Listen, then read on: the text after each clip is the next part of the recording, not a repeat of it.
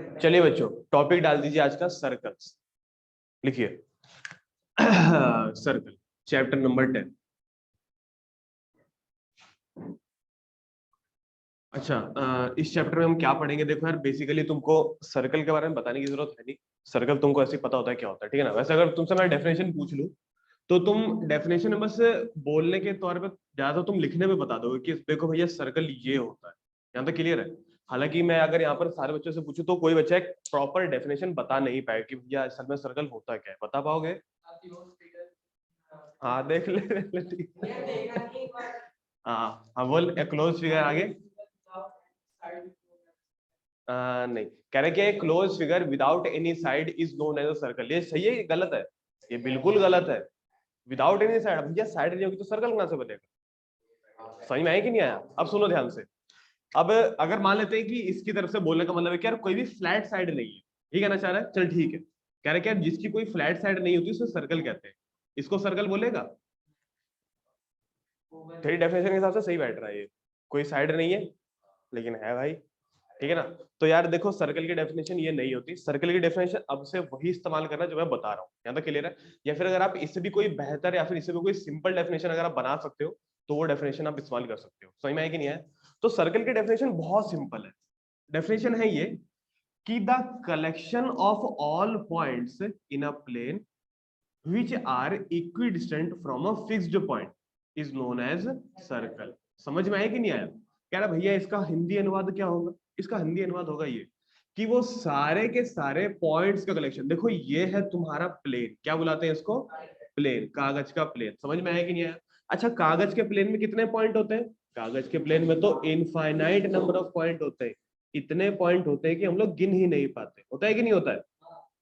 कह रहे क्या इतने सारे पॉइंट का क्या करें हम? कह रहे ध्यान सुनना, सिर्फ उन पॉइंट्स को सेलेक्ट करिए इस पूरे के पूरे कागज के पन्ने में से। सिर्फ उन पॉइंट्स को सेलेक्ट करिए जो कि एक फिक्स्ड पॉइंट से बराबर बराबर की दूरी पर। समझ में आया कि नहीं आया? जो कि इस फिक्स्ड पॉइंट से बराबर बराबर की दूरी पर हो। मैंने सिर्फ उसी पॉइंट को सेलेक्ट करा। मैंने इस पॉइंट को सेलेक्ट करा, इस पॉइंट को सेलेक्ट नहीं करा। समझ में आया कि नहीं आया? तो ये है। अब मैंने क्या करा, उन सारे के सारे पॉइंट्स को जो मैंने कलेक्ट किया था मैंने ज्वाइन कर दिया, और ज्वाइन करने के बाद जो फिगर बनी वो क्या बन गई? एक सर्कल। समझ में आया कि नहीं आया? तो the collection of all the points in a plane which are equidistance from a fixed point is known as circle. लिखिए, the collection of all the points the collection of all the points on a plane. Plane मतलब समझ गए ना? ठीक है, 2D plane होता है plane का मतलब। The collection of all the points on a plane which are the collection of all the points on a plane which are equidistant from a fixed point, which are equidistant from a fixed point is known as circle, which are equidistant from a fixed point is known as circle। सबको समझ में आ गया यहाँ तक का? ठीक है। अब एक बार बोर्ड पे देखो और कुछ डिटेल समझिए, ठीक है ना। तो मैंने बोला कि यार सारे के सारे पॉइंट्स का कलेक्शन जो कि एक फिक्स्ड पॉइंट से बराबर बराबर की दूरी पर। तो वो सारे के सारे पॉइंट्स का कलेक्शन जब जुड़ जाते हैं तो वो बना देते हैं सर्कल की बाउंड्री। समझ में आ रहा है मैंने क्या बोला? जब वो सारे के सारे पॉइंट्स जब आपस में जुड़ जाते हैं तो जुड़ करके क्या बना देते हैं? सर्कल की बाउंड्री। और जो वो फिक्स्ड पॉइंट था, याद है तुमको? वो फिक्स्ड पॉइंट जिससे कि सारे के सारे पॉइंट बराबर बराबर की दूरी पर थे, वो बन जाता है सर्कल का सेंटर। आया तुमको समझ में कि नहीं आया? तो वो फिक्स्ड पॉइंट बन जाता है तुम्हारा सर्कल का सेंटर। वो सारे के सारे पॉइंट्स का कलेक्शन जब आपस में जुड़ जाते हैं तो जुड़ करके क्या बना देते हैं? वो बाउंड्री। बाउंड्री। और एक और बात तुमको याद है, मैंने एक और यहाँ पर वर्ड का इस्तेमाल करा है, इक्विडिस्टेंट। ये सारे के सारे पॉइंट इससे बराबर बराबर दूरी पर है। मतलब जितनी दूरी पर ये वाला पॉइंट होगा उतनी ही दूरी पर ये वाला पॉइंट होगा। इस सेंटर से आपस की बात नहीं कर रहा, सेंटर से बात कर रहा हूं। यहाँ तक क्लियर है कि नहीं है? तो जितनी डिस्टेंस पर ये है उतने ही डिस्टेंस पर ये है। तो इसे हम लोग कहते हैं इक्वी डिस्टेंट, और इसी इक्वी डिस्टेंस को हम लोग बुलाते हैं रेडियस। क्या बुलाते हैं इसको? रेडियस। सबको क्लियर हुआ कि नहीं हुआ? तो ये हो गया तुम्हारा रेडियस। सारे के सारे पॉइंट्स कलेक्शन बन गया बाउंड्री, और जो फिक्स्ड पॉइंट था ये क्या बन गया? सेंटर। समझ में आया कि नहीं आया? तो एक अच्छी सी फिगर बना लेना, इससे रिलेटेड एक अच्छी सी फिगर बना लेना। एक सर्कल बना लीजिए, इसको नेम कर दीजिए एज अ बाउंड्री, इसको नाम बता दीजिए एज अ सेंटर, और इसको बता दो एज अ रेडियस। सही से बनाना।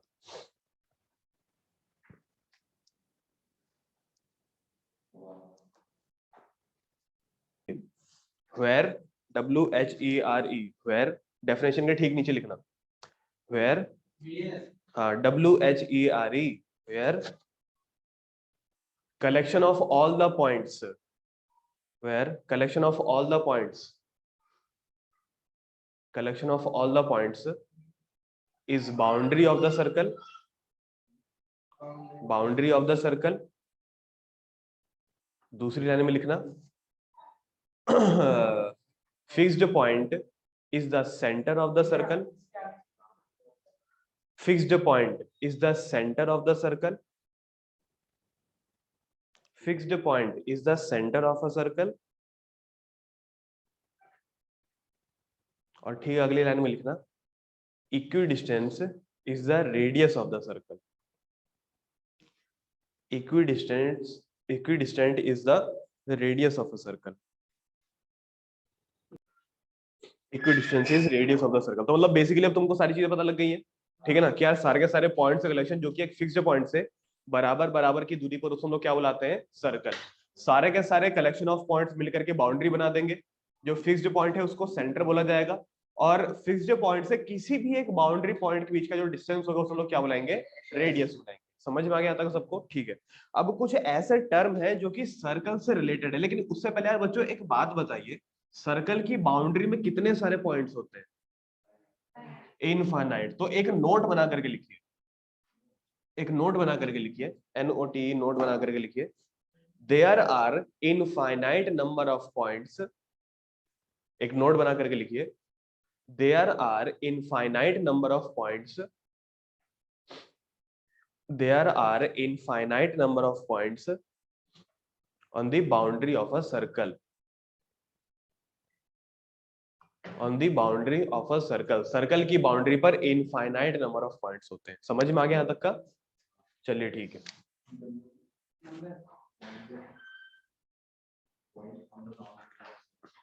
लिख दिया, ठीक है। अगला लिखिए टर्म्स रिलेटेड टू सर्कल। अगला लिखिए टर्म से रिलेटेड टू सर्कल, सर्कल से रिलेट होने वाले कुछ टर्म्स, ठीक है ना। टर्म्स रिलेटेड टू सर्कल, सबसे पहला लिखिए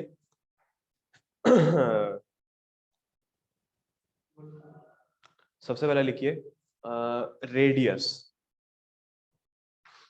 टर्म्स रिलेटेड टू सर्कल, सबसे पहला लिखिए रेडियस। रेडियस बराबर में डाल के लिखना distance between centre and boundary, distance between centre and point on the boundary of a circle, distance between centre and a point on the boundary of a circle. Boundary के एक point और centre के बीच का जो distance है उसे हम लोग क्या बुलाते हैं बच्चों, रेडियस। ऑन द बाउंड्री लिख दिया, ऑफ अ सर्कल भी लिख दे, ऑफ अ सर्कल लिख दिया बच्चों, ठीक है। अगला लिखिए कॉर्ड, CHORD, इसकी फिगर भी बना लेना, ठीक है ना। तो बच्चों ये सर्कल दिखाई दे रहा है क्या? हाँ देखो देखो, ये सर्कल दिखाई दे रहा है, ठीक है। ये है तुम्हारे सर्कल का सेंटर। अच्छा मैं क्या करने वाला हूँ, ध्यान से समझना। अच्छा सर्कल की बाउंड्री में कितने पॉइंट होते हैं, इनफाइनाइट नंबर ऑफ पॉइंट होते हैं। तो मैंने पता क्या करा, मैंने सर्कल की बाउंड्री के किसी भी दो पॉइंट को आपस में क्या कर दिया, जोड़ दिया। जोड़ने के लिए मैंने किसका इस्तेमाल करा, लाइन का इस्तेमाल करा। अच्छा वो लाइन जो सर्कल की बाउंड्री के दो पॉइंट को सिर्फ क्या कर रही है, कनेक्ट करती है, दो पॉइंट को आपस में क्या कर रही है, कनेक्ट कर रही है, उसी को हम लोग क्या बुलाते हैं, कॉर्ड। आगे समझ में कि नहीं आया? तो लिखिए अ लाइन, बना लेना पहले, लिखो a line, a line joining, a line joining any two points, a line joining any two points on the boundary of a circle, a line joining any two points on the boundary of a circle, A line joining any two points on the boundary of a circle is known as chord. CHORD, chord. लिख दिया बच्चों? ठीक है. A line joining any two points on the boundary of a circle is known as chord. लिख दिया सबने? अरे लिख दिया सबने? यार ये फिगर बना लो.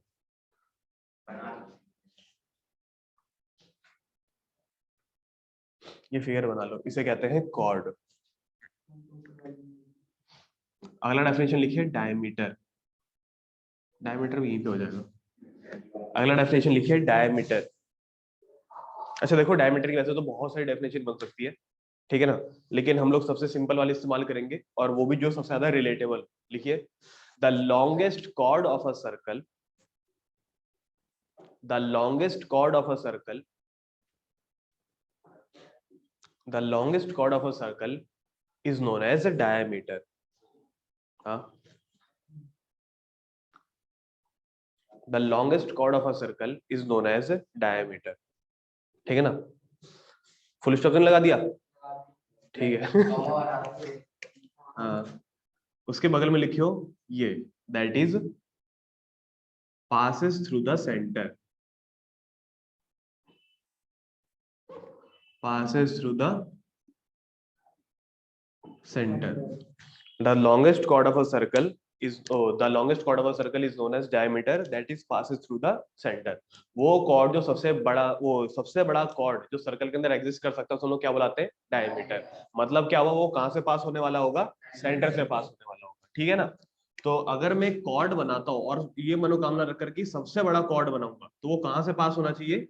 सेंटर से पास होना चाहिए. यहाँ तक क्लियर है बच्चों? एक सवाल का जवाब और दो कि मैं अपने पूरे सर्कल में कितने कॉर्ड बना सकता हूँ?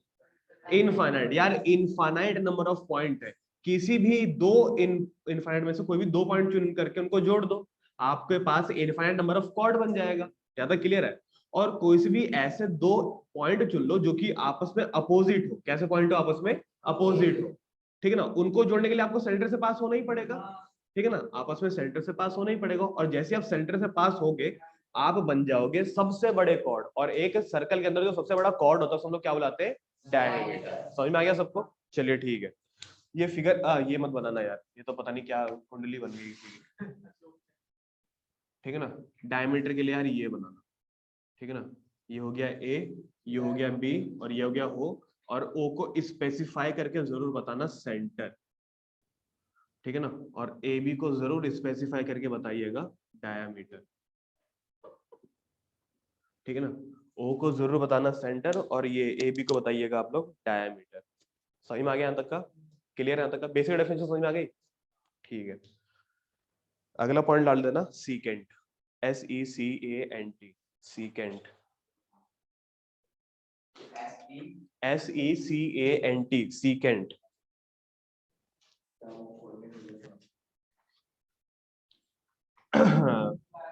SECANT. सीकेंट.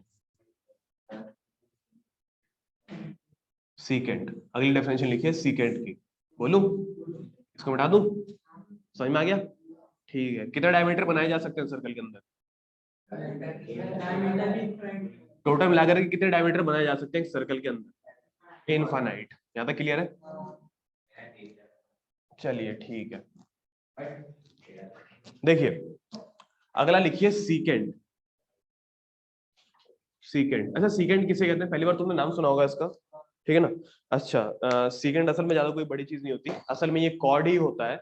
कॉर्ड का ही एक टाइप होता है. यहाँ तक क्लियर है? बस ये थोड़ा सा अलग होता है. लिखना जरा. A secant is a line. A secant is a line which intersect the boundaries. A secant is a line which intersect. A secant is a line which intersect. A secant is a line which intersect the boundary of a circle. Which intersect the boundary of a circle. Which intersect the boundary of a circle at 2 points.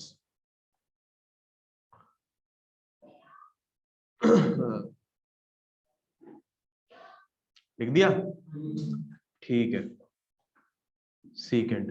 SECANT, secant, ठीक है ना। तो ये हो गया secant. ये क्या करता है, ये बाउंड्री को इंटरसेक्ट करके चला जाता है, ठीक है ना। अच्छा ये बताओ कि यार सीकेंट में और कॉर्ड में फिर डिफरेंस क्या रह गया?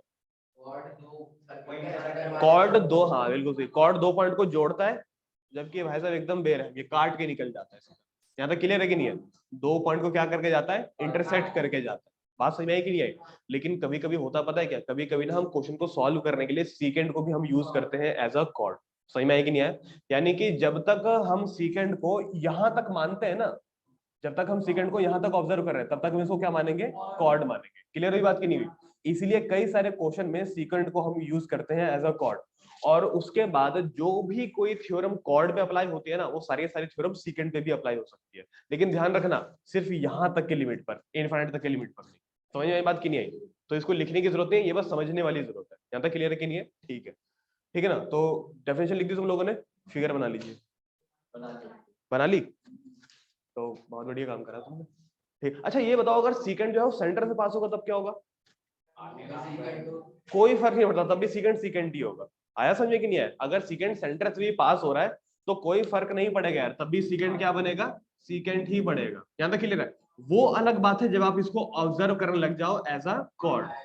जब आप इसको एज अ कॉर्ड ऑब्जर्व करोगे ना, तब भाई साहब यहां से लेकर के यहां तक जो डिस्टेंस होगा वो माना जाएगा एज अ डायमीटर। लेकिन as a perspective of secant इसका कोई काम नहीं है। समझ में आई बात? यहां तक कि नहीं आई? तो ये चीज है। अगला लिखिए टेंजेंट। वैसे तो तुम्हारे सिलेबस में नहीं है, लेकिन तुमको पता होना चाहिए क्योंकि कई सारे क्वेश्चन इससे रिलेटेड होते हैं, एक आध क्वेश्चन तो आता ही है, ठीक है ना। अगला लिखिए tangent, TANGENT, tangent, TANGENT, tangent. लिख दिया? GEG, tangent.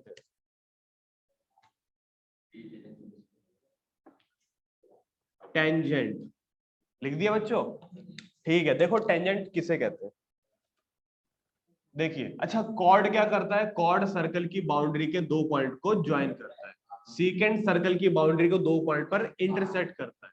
जबकि टेंजेंट देखो क्या करता है, टेंजेंट कहीं से आता है और ऐसे छू करके निकल जाता है। तुमने वो फिल्म देखी है किक? देखिए, अबे सुन तो लो। सलमान खान की पिक्चर देखी तुमने किक? अच्छा ठीक है, उसमें ना नवाजुद्दीन सिद्दीकी ना, अबे रुक जा, बच्चे की स्माइल सिद्दीकी की मिलती है, पता नहीं। है? अच्छा सुनो, सुनो सुनो। तो उसमें ना, अब सलमान खान की बात नहीं कर रहा मैं, दूसरे वाले एक्टर की बात कर रहा हूँ, उसका नाम है नवाजुद्दीन सिद्दीकी। उसने ना एक डायलॉग मारा था, पता है क्या? कि क्या कहते हैं, मौत को छू के से वापस आ जाता। सुना है तुमने? तो ये भी सर्कल को छू के से वापस चला जाता, ऐसा टक से वापस चला गया। समझ में आया कि नहीं आया?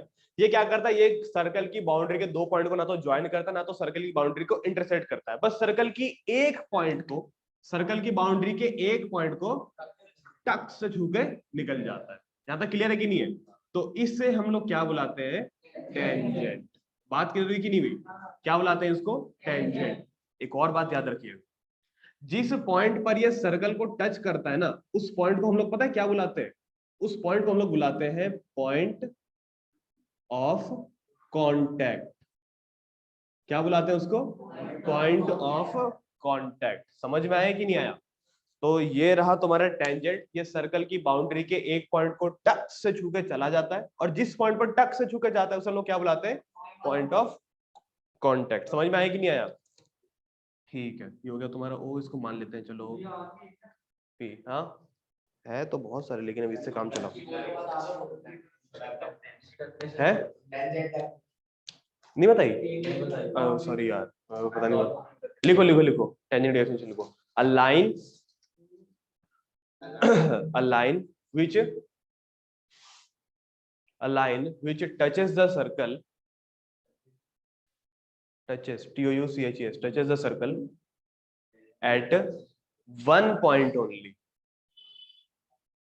at one point only, at one point only। समझ में आया कि नहीं आया?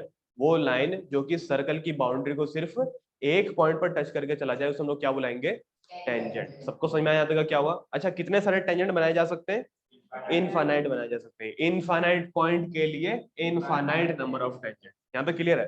अब कुछ रियलिटी बता देता हूँ, देखो बच्चों, जो तुम्हारे 9th क्लास का जो सिलेबस है ना, 9th क्लास का जो सिलेबस है सर्कल से रिलेटेड, उसमें देखो थ्योरम ही थ्योरम पढ़ी भरी है, यहाँ तक क्लियर है।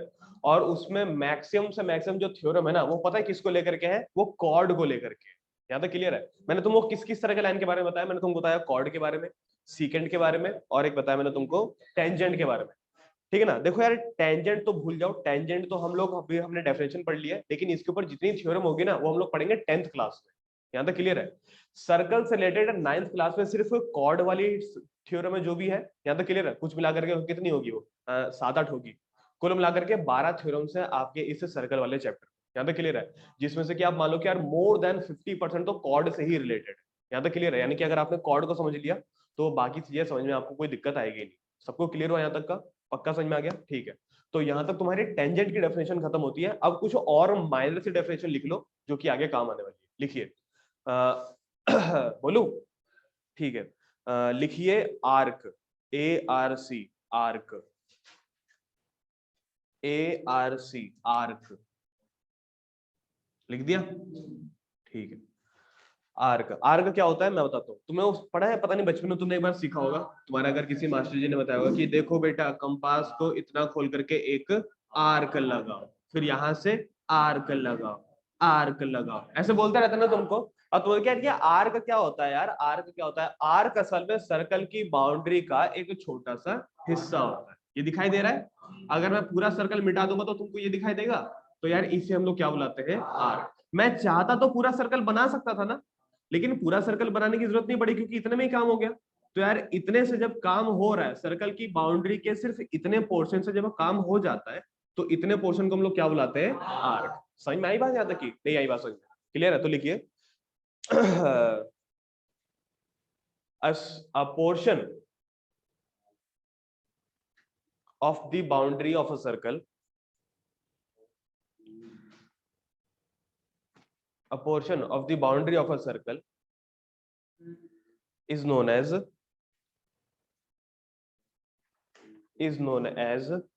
arc. अब ये भी देख लो कि यार आर्क को डिनोट कैसे करते हैं। जैसे हम अगर कोई लाइन बनाते तो उसको लिख देते हैं ना, लाइन AB। आर्क को कैसे लिखते हैं? आर्क को देखो ऐसे लिखा जाता है। जैसे कि मान ले मैंने ये पूरा सर्कल बना दिया, ठीक है। अरे क्या बन गया पता नहीं, अंडा बन गया। दिखाई दे रहा है? चलो मान लो सर्कल है, मान लिया ना। अच्छा मैंने क्या करा पता है, मैंने यहाँ से मिटा दिया और यहाँ से मिटा दिया। सबको दिखाई दे रहा है? ठीक है। अगर आप इसको ध्यान से देखो तो ये वाला एक आर्क बना कि नहीं बना? यार ये भी एक आर्क बनेगा कि नहीं बनेगा? ठीक है ना। तो यहाँ पर अब आपको दो तरीके के आर्क दिखाई दे रहे हैं। एक आर्क का नाम है AB और एक आर्क का नाम क्या है? CD। तो अगर मैं आर्क बोलूं AB, तो यार AB तो लाइन भी हो सकती है, ठीक है ना। लेकिन मैं इसको आर्क नाम करके कैसे शो करूंगा? तो मैं उसके ऊपर एक छतरी बना दूंगा। दिखाई दे रहा है? तो अब जो भी कोई इसको देखेगा ना समझ जाएगा कि अच्छा अच्छा AB जो है वो क्या है? आर्क है। यहाँ तक क्लियर है? CD जो है वो क्या है? आर्क है। बात समझ में आई कि नहीं आई? तो ये है आर्क को डिनोट करने का तरीका। ठीक है ना। तो पहले फिगर बनाइए, उसका भी बनाया आर्क AB, आर्क CD। हाँ जी, आर्क AB, आर्क CD। आगे समझ में आता का? ठीक है। अच्छा ये भी याद रखना एक बार, आप इधर देख लो एक बार बोर्ड पे। क्या देखो, आर्क छोटा भी हो सकता है, आर्क बड़ा भी हो सकता है। तो जो छोटा आर्क होता है उसे हम लोग कहते हैं माइनर आर्क, जो बड़ा आर्क होता है उसे हम लोग कहते हैं मेजर आर्क। ठीक है ना। इतने डिटेल में जाने की जरूरत नहीं है, बस पता लगा लेना कि हाँ। क्या क्या मतलब समझा नहीं मैं, क्या कह रहा है? मतलब ऐसे मिटा दूं और हाँ EF की हाँ बना ले, मतलब ऐसे कह रहा है क्या? EF अभी बनेगा तो अभी खैर नहीं है। अगर मैं ऐसे कर दूं ना कि D को अगर यहाँ पे शिफ्ट कर दूं तब बन जाएगा EF आर्क। आ गया समझ में? चलिए सबको समझ में आ गया? पक्का क्लियर? क्या? हाँ बना लो भाई, जितना हो सकता उतना बना लो। क्लियर है तक सबको? अगला लिखिए सेगमेंट। अगला लिखिए सेगमेंट, SEGMENT, सेगमेंट। अगला लिखिए सेगमेंट। ये बना ली फिगर? ये लिख दिया AB आर्क, समझ जाओगे ना? ठीक है। अगला लिखिए सेगमेंट। अगला लिखिए सेगमेंट। बोलो ठीक है। अच्छा देखो सेगमेंट कैसे बनता है, किसको आइडिया कोई सेगमेंट कैसे बनता है? अरे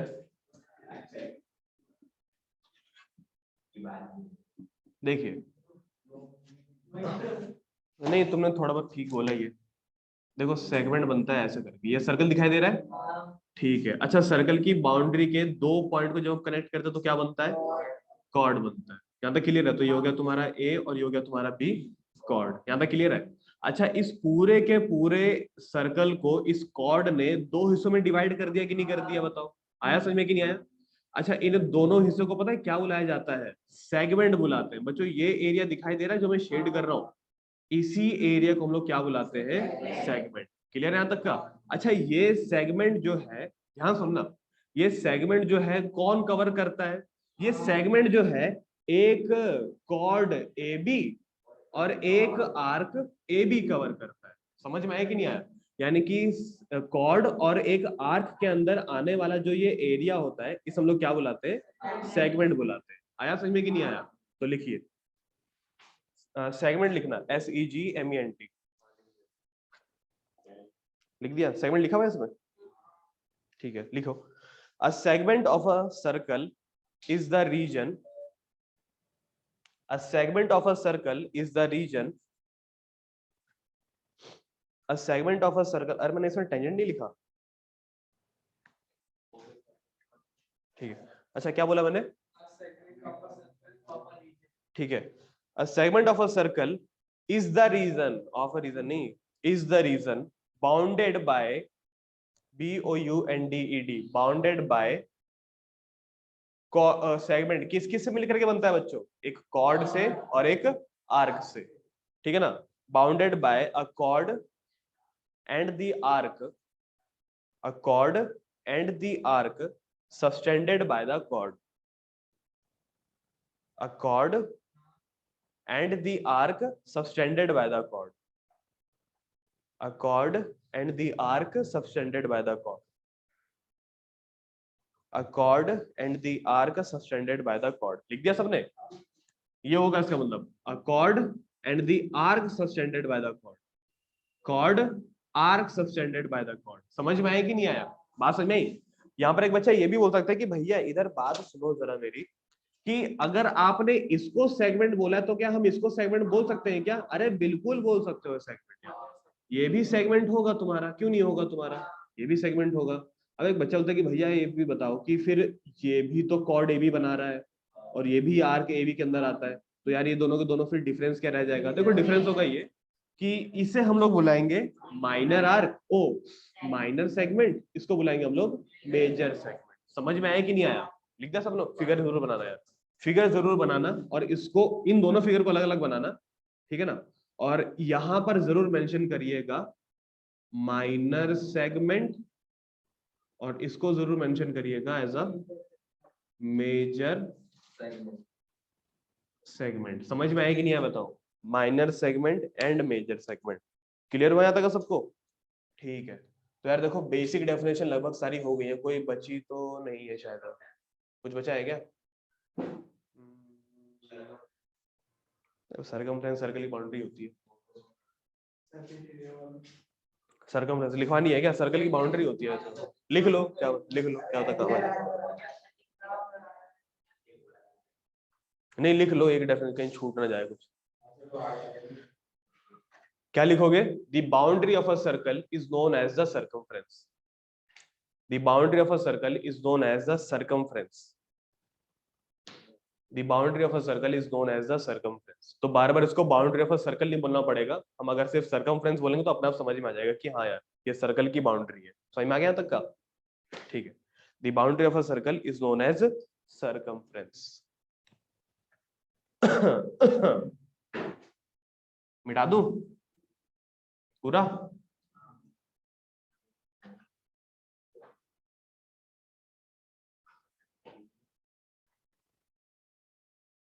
ठीक है यार, तो तुम्हारी बेसिक डेफिनेशन लगभग सारी हो चुकी है, ठीक है ना? सर्कल से रिलेटेड, वो सर्कल के से रिलेटेड और सर्कल की कुछ माइनर डेफिनेशन से रिलेटेड, ठीक है? अब स्टार्ट करते हैं यार थ्योरम्स। वो थ्योरम क्या कहते हैं जो कि कॉर्ड से रिलेटेड होंगे और कॉर्ड जैसे ही कुछ और चीजों से रिलेटेड होंगे, ठीक है? लिखिए सबसे पहली थ्योरम, थ्योरम नंबर, अच्छा सर्कमफ्रेंस लिख दिया, बोलूं? हो गया ना, पक्का मान लेते, ठीक है। अब देखो यार बहुत सारे मैं थ्योरम लिखवाने वाला हूँ, कुल मिलाकर के यार तुम्हारे चैप्टर में 12 थ्योरम है, ठीक है ना। 12 थ्योरम्स हो गया यार, इसको तुमको यार याद करना पड़ेगा। और यार कई बात पता है क्या, क्या ये जो थ्योरम्स होते हैं ना, ये प्रूफ करने के लिए भी आती है, बहुत छोटी छोटी थ्योरम होती है। अगर आपको कॉन्ग्रुएंस वाला टॉपिक समझ में आता है तो ये थ्योरम भी आपको समझ में आ जाएगा, क्योंकि ज्यादातर चीजें उसी से रिलेटेड होती है। क्लियर है यहाँ तक का? तो लिखिए सबसे पहली थ्योरम, बोलूं? लिखिए सबसे पहली थ्योरम, बोलूं? लिखो theorem number 1, theorem number 1, theorem number 1 लिखना, equal chord of a circle, theorem number 1, equal chord of a circle subtend, equal chord of a circle subtend, equal chord of a circle subtend equidistant at the centre, O equal angle at the centre, equal chord of a circle subtend equal angle at the center, equal chord of a circle subtend equal angle at the center। आ गया समझ में? Subtended मतलब समझ में आता है? Subtended मतलब होता है एंगल बनाना, टिकाना। Subtend equal angle at the centre. देखिए थ्योरम के बोलने का मतलब ये है यार, सर्कल बन जाए बस, पता नहीं जो बन गया है, चलो सर्कल मान लो, मान लिया, मानना पड़ेगा भाई। तो क्वेश्चन कह रहे हैं कि यार जो कॉर्ड आपस में बराबर होते हैं ना, वो कॉर्ड सेंटर पर इक्वल एंगल बनाते हैं। आया समझ में कि नहीं आया? तो आपको फिलहाल के यहाँ पर मानना पड़ेगा कि ये जो कॉर्ड ए बी और सी डी है, ये आपस में क्या है? इक्वल है। ये कॉर्ड ए बी और सी डी आपस में इक्वल लेंथ के हैं। अच्छा ये अभी रुको, अभी बस बोर्ड पे देखो, ये सर्कल का सेंटर दिखाई दे रहा है, ठीक है। लेकिन ये कॉर्ड सेंटर पर एंगल बनाएगा कैसे करके, मैं बताता हूँ। ये कॉर्ड सेंटर पर एंगल ऐसे बनाएगा, जब मैं इसके दोनों के दोनों पॉइंट को किससे कनेक्ट कर दूंगा, जब मैं इसके दोनों पॉइंट को किससे कनेक्ट कर दूंगा? सेंटर से। क्या आपको ये एंगल दिखाई दे रहा है? ये एंगल बनाने वाला कॉर्ड कौन है? A B. अच्छा सी डी कैसे एंगल बनाएगा? ये भी अपने सी और डी को सेंटर से लिंक कर देगा, और फिर यहाँ पर जो एंगल बनेगा वो कौन बनाएगा? C D.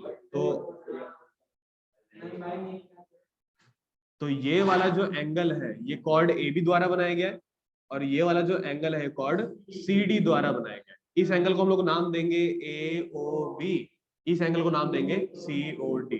तो हमको बोला गया है कि यार इफ ए बी कॉर्ड बराबर में सी डी कॉर्ड, अगर ए बी कॉर्ड किसके बराबर है? सी डी के, देन तो क्या होगा पता है? ए बी के द्वारा बनाया गया सेंटर पर एंगल कौन सा है? ए ओ बी। सी डी के द्वारा सेंटर पर बनाया हुआ एंगल कौन सा है? सी ओ डी। ये दोनों एंगल आपस में क्या होंगे बच्चों? बराबर होंगे। अगर कॉर्ड बराबर होंगे तो एंगल बराबर होगा। यानी कि बेसिकली हमको ये वाला प्रूफ करके दिखाना है। समझ में आया कि नहीं आया? ये दिया हुआ है और ये हमको प्रूफ करके दिखाना है।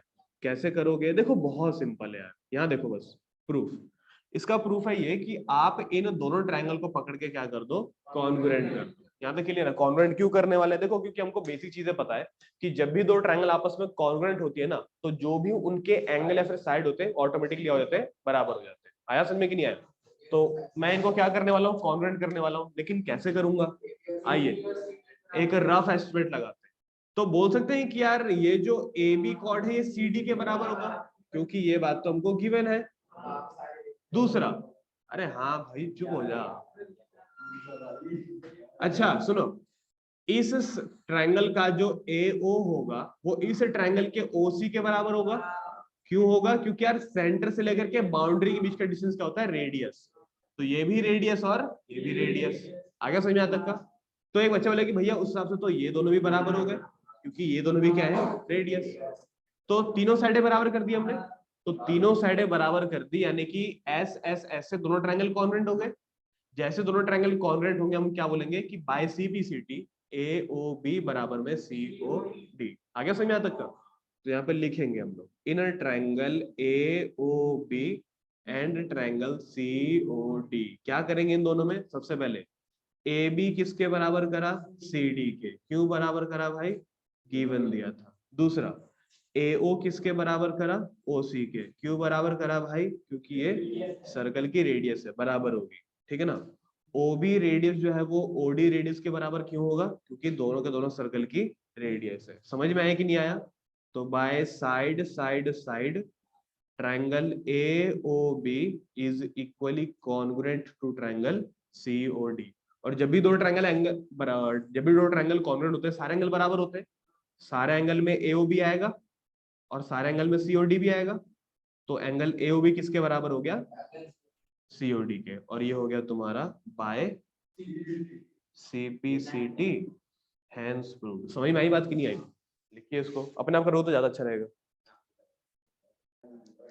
लिखिए बच्चों, थ्योरम नंबर 2। थ्योरम नंबर 2 बोलूं। अच्छा, ये थ्योरम क्या थी कि अगर कॉर्ड बराबर होंगे तो एंगल बराबर होगा।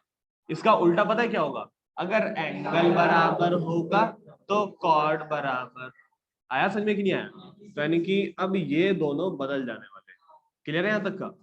कॉर्ड बराबर होंगे तो एंगल बराबर होगा, ये थी पहली theorem.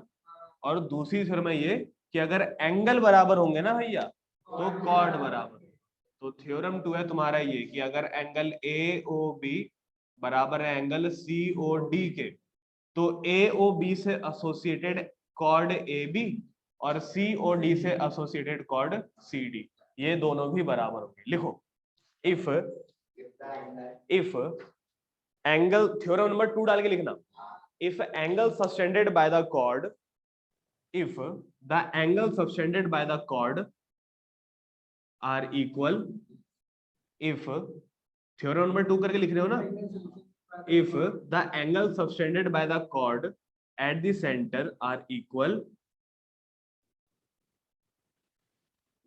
if the angle subtended by the chord at the center are equal, then the chords are equal, then the chords are equal। लिख दिया बच्चों। इसको प्रूफ कर पाओगे अपने आप, बताओ कैसे करोगे। बहुत बढ़िया, करिए प्रूफ। हो गया। ठीक है। ओ भाई सर्कल बनाया है भाई इस बार। इस बार बनाया भाई सर्कल। तो ये हो गया तुम्हारा कॉर्ड AB और ये हो गया तुम्हारा कॉर्ड CD। ये सेंटर दिखाई दे रहा है, ये AB जो है वो सेंटर पर एंगल बनाता है, CD भी सेंटर पर एंगल बनाता है, लेकिन इस बार सेंटर पर दोनों का एंगल बराबर हो गया। इसका मतलब होगा कि ये दोनों कॉर्ड भी आपस में क्या होंगे बच्चों, बराबर होंगे। अच्छा, कैसे कैसे करके बराबर करेंगे। सबसे पहले तो हम एंगल ही बता देंगे कि देखो यार, तुम ही ने बोला है कि एंगल AOB जो है वो एंगल COD के बराबर होगा, तो सबसे पहले तो हम इसी को इस्तेमाल करेंगे एज अ गिवन। आया समझ में। दूसरा हम बोलेंगे ये कि जो इसका AO है वो OC के बराबर होगा, वही पिछले वाली वही रीजन, रेडियस है इसकी। तो AO बराबर में OC क्यों होगा बच्चों, रेडियस की वजह से।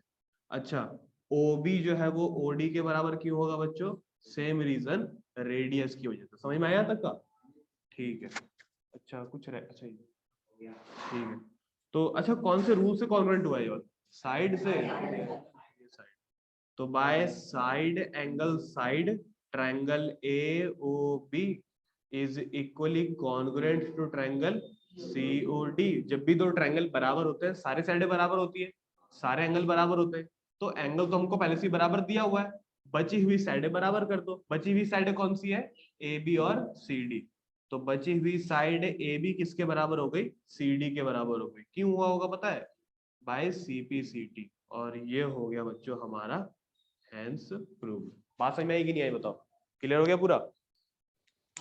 ठीक है, करिए थ्योरम।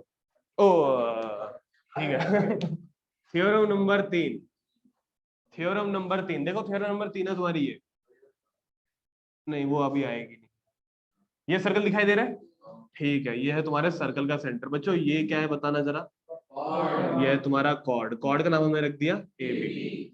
सेंटर से हमने डाल दिया परपेंडिकुलर। क्या डाला हमने सेंटर से, परपेंडिकुलर।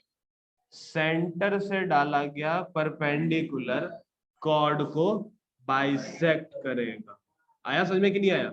सेंटर से डाला हुआ परपेंडिकुलर कॉर्ड को बाइसेक्ट करेगा। यहाँ पे क्लियर है कि नहीं है? ये है तुम्हारी तीसरी थ्योरम। लिखिए theorem number 3, the perpendicular from the centre, the perpendicular from the centre, perpendicular बोल रहा हूं, the perpendicular from the centre bisect the chord, the perpendicular from the center bisect the chord। तो यानी कि if OC is perpendicular to AB, if OC perpendicular to AB, then बताना then में क्या लिखना चाहिए मेरे को? then में मेरे को लिखना चाहिए AC बराबर में CB। लिख दिया? क्या लिखा तुमने? The perpendicular from the centre bisect the chord, the perpendicular from the center bisect the chord। तो हमको प्रूफ करना होगा कि यार ये जो AC है वो किसके बराबर होगा बच्चों? CB के बराबर होगा। अच्छा कैसे करोगे बराबर बताओ? कंस्ट्रक्शन करनी पड़ेगी? ठीक है तो आओ कंस्ट्रक्शन करते हैं। कंस्ट्रक्शन कंस्ट्रक्शन क्या करनी पड़ेगी बताओ? O से लेकर के ए और बी को जोड़ दें। ठीक है तो क्या लिखना पड़ेगा? Join O to A and B, O से लेकर के A और B जोड़ दीजिए। समझ में आ गया यहाँ तक का क्या हुआ बच्चों? क्या आपको ये दोनों ट्रायंगल दिखाई दे रहे? आप एक काम करिए, अगर आप ये प्रूफ करना चाहते हो कि ये जो AC है वो CB के बराबर होगा तो आप इन दोनों ट्रायंगल को कॉन्ग्रुएंट कर दीजिए। अच्छा कैसे करोगे कॉन्ग्रुएंट? RHS से? चलो देखते हैं। सबसे पहले तो ये कॉमन हो जाएगा। ठीक है कॉमन हो गया। 90 डिग्री, चलो ठीक है 90 डिग्री भी हो गया। अगला रेडियस का है? ठीक है OA बराबर में OB, रेडियस बराबर में रेडियस हो गई। ठीक है लेकिन यार ये तो कुछ बन नहीं रहा है, ये तो साइड साइड एंगल बन रहा है।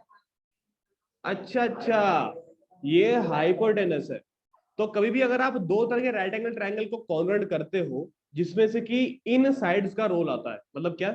एक हाइपोटेनस का आपने इस्तेमाल कर लिया, एक राइट एंगल का आपने इस्तेमाल कर लिया और कोई सी भी एक आपने साइड का इस्तेमाल कर लिया, तो इसको हम लोग पता है क्या बुलाते हैं? इसको हम लोग बुलाते हैं RHS। तो हमने जब रेडियस बराबर करा तब हमने हाइपोटेनस बराबर करी, जब हमने ये OC कॉमन बताया तब हमने एक साइड बराबर करी, और जब हमने 90 डिग्री बराबर करा तब हमने एक राइट एंगल बराबर करा। तो RHS आ गया समझ में कि नहीं आया?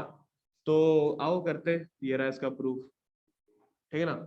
तो in triangle AOC and triangle BOC बच्चों क्या क्या बताना चाहिए मेरे को? OC कॉमन बता दूं पहले। तो OC बराबर में OC क्या होगा भैया?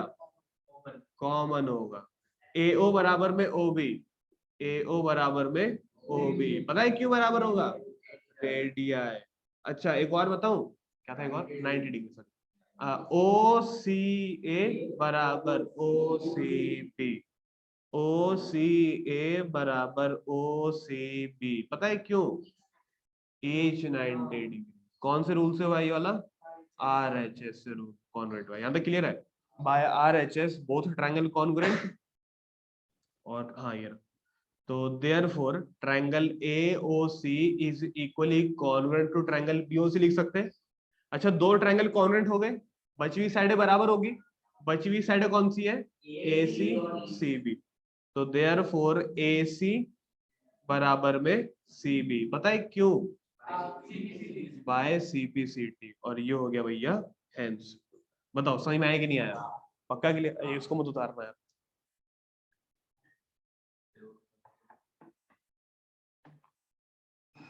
इसको मत उतारना। समझ में आ गया बाकी?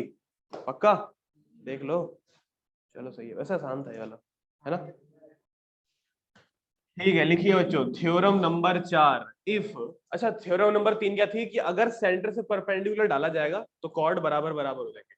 इसका उल्टा है कि यार अगर सेंटर से डाला हुआ लाइन अगर कॉर्ड को बराबर बराबर करता है तो वो पक्का परपेंडिकुलर होगा। समझ में आया कि नहीं आया? तो हाँ डेफिनेशन लिखो, डेफिनेशन लिखिए। If a line drawn from the center, if a line drawn from the center bisect the chord, if a line drawn from the center bisect the chord, then If a line drawn from the center bisect the chord, then if a line drawn from the center bisect the chord, then it is perpendicular to the chord. Comma लगा के लिखना, then comma लगा के बाद लिखना then it is perpendicular to the chord. ठीक है ना? अगर सेंटर से डाली हुई लाइन कॉर्ड को बाइसेक्ट करती है, अगर सेंटर से डाली हुई लाइन कॉर्ड को क्या करती है, बाइसेक्ट करती है, तो क्या होगा बच्चों? अरे बोलो, परपेंडिकुलर होगी। कंस्ट्रक्शन करनी पड़ेगी इसमें, बिल्कुल करनी पड़ेगी। क्या करोगे कंस्ट्रक्शन इसमें?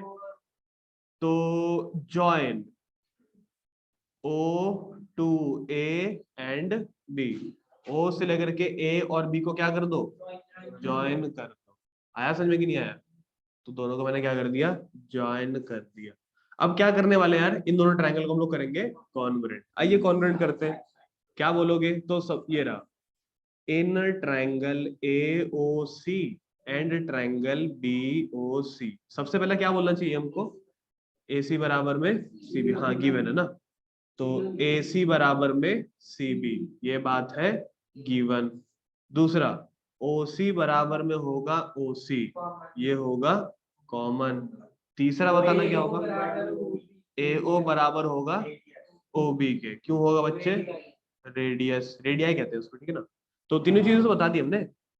तो by side side side triangle AOC equally congruent to triangle BOC। बताओ समझ में आया कि नहीं आया? लेकिन एक बच्चा बोलता है कि भैया कॉन्ग्रुएंट करके आप कैसे परपेंडिकुलर करोगे, मेरे को समझ में नहीं आ रहा। आप कॉन्ग्रुएंट करके कैसे परपेंडिकुलर प्रूव करोगे, ये तो मेरे को समझ में नहीं आ रहा। अरे यार मेरे को नहीं पता क्या? ठीक है ना? बीच में यार लहर मत तोड़े करो। यहाँ तक क्लियर है कि नहीं है?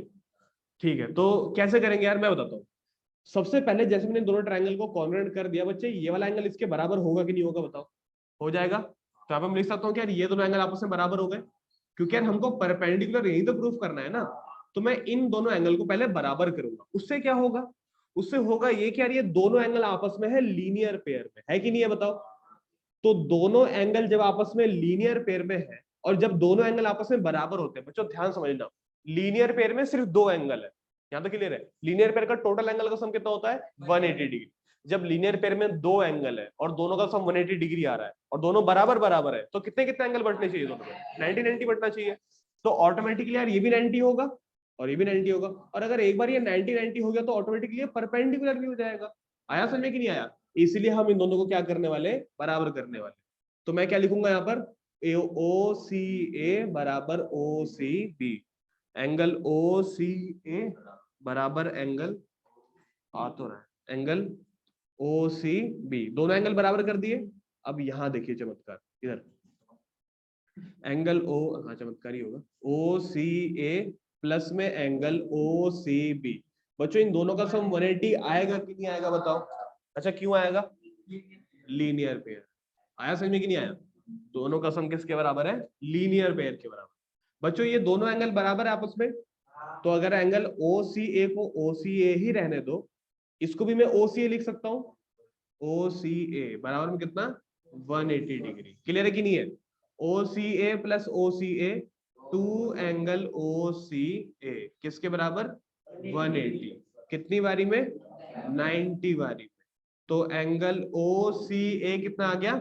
90। तो इस हिसाब से तो एंगल OBC भी 90 आ गया।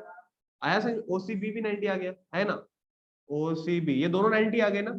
इसका समझते हो मतलब क्या हो गया? दोनों के 90 आने का मतलब पता है क्या हुआ? हाँ मतलब ये परपेंडिकुलर है। यहाँ पे क्या था? ठीक है ना? OCA 90 बराबर में OCB, सब 90 के बराबर हो गए। तो therefore OC is perpendicular to AB। अब ये ध्यान रखना, ठीक है ना? अब ये जो भी चार थ्योरम मैंने तुमको बताई है, ध्यान रखना। कौन कौन सी चार थ्योरम बताई थी मैंने तुमको? सबसे पहली थ्योरम कि अगर कॉर्ड बराबर होंगे तो एंगल बराबर होगा, और अगर एंगल बराबर होगा तो कॉर्ड बराबर होंगे। दो थ्योरम खत्म। अच्छा तीसरी थ्योरम क्या थी? तीसरी थ्योरम थी क्या? अगर सेंटर से परपेंडिकुलर डाला जाएगा ना तो कॉर्ड बराबर बराबर हो जाएंगे। यहाँ तक क्लियर है? सेंटर से परपेंडिकुलर डालोगे तो कॉर्ड बराबर हो जाएंगे, और अगर सेंटर से डाला हुआ कोई लाइन है जो कि कॉर्ड को बराबर बराबर कर रहा है तो वो पक्का कैसा होगा? परपेंडिकुलर होगा।